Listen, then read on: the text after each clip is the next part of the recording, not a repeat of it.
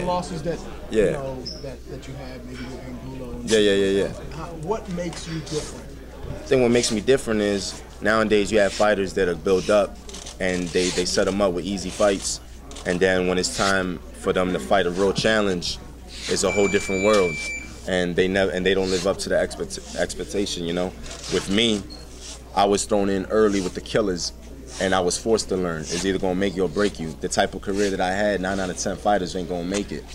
But you know, I have a strong character, a strong will, and it made me better. So anybody that understands boxing knows that. You know, my losses taught me how to win. So you know, I'm a different animal right now, and I'm a showdown the 19th. There's another guy on this card that similarly has overcome. I don't know if you knew Salido's. Yeah, Salido's 5 times. Exactly. In his first 15 fights. Exactly. And he has the reputation of having a chin of granite and Yeah. durability. Is that kind of the investment you made in the second half? Yeah. You know, it's like only the strong survive. You know, and I feel like you know, adversity, it's gonna make you and break you. You know what I mean? And he's one of those guys that, you know, it made him better. You know, a lot of people see a fighter lose and they write him off, but you have to judge that fighter by his character and see how he comes back. You know, and you know, me and my trainer, we came back stronger than ever. Speaking of character and only response about, I was just talking to your mom a little bit about, you know, how what you were like as a child and how you said you wanted to box, she wouldn't let you do it. How you said you wanted to get tattoos, she wouldn't let you do it.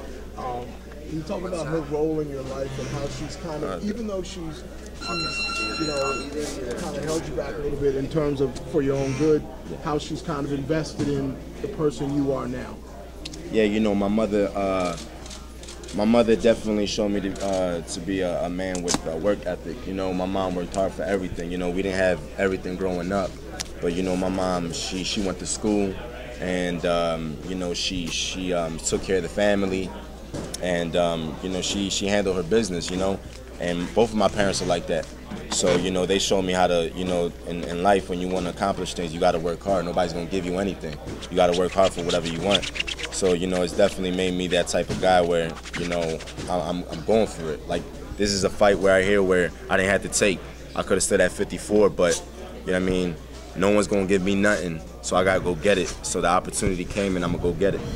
She also talked about how you reconcile, I guess, your spirituality with, I guess, the violence and that kind of thing. She said you have a tattoo on your left arm that says, Father, forgive me. Yeah. That means you're always aware who you are and where you came from. Yeah, Can you no talk doubt. about how she reconciled it, how you reconciled everything you've gone through with your religion and your faith? Yeah, you know, God is important. You know, when you're going into a fight like this, you have to be prepared mentally, physically, and spiritually, you know.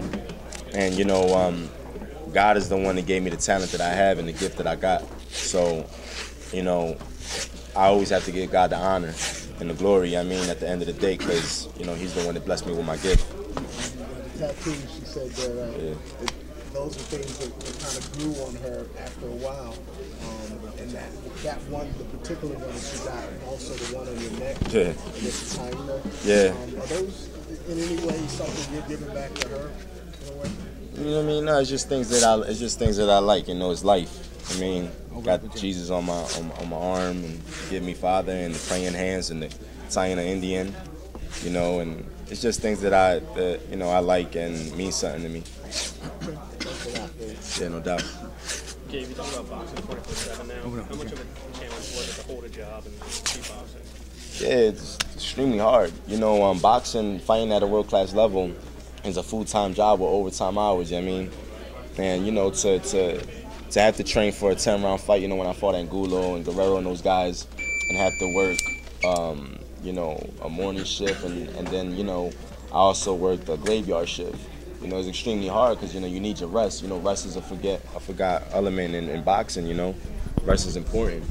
And, you know, it's hard to perform at your full potential when you're doing that. But I never let it discourage me, and I did what I had to do. I had to feed my daughter. But at this point, now that I don't have to work and I can just do this 24/7, I appreciate it, and I take a full advantage of that. Where were you working at? Well, I worked for the water company, putting water mains on the ground, and then I worked at Home Depot doing a graveyard shift. So I was always grinding. Was it risky to give that up? go into boxing full time? Excuse me? Was it risky to give it up to go boxing full time? Well, I worked my whole career.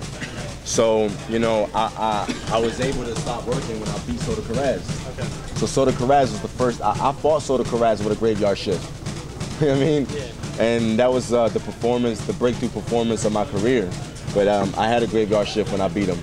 So, you know, from there on, I was blessed to, you know, get good paydays and I didn't have to worry about working anymore.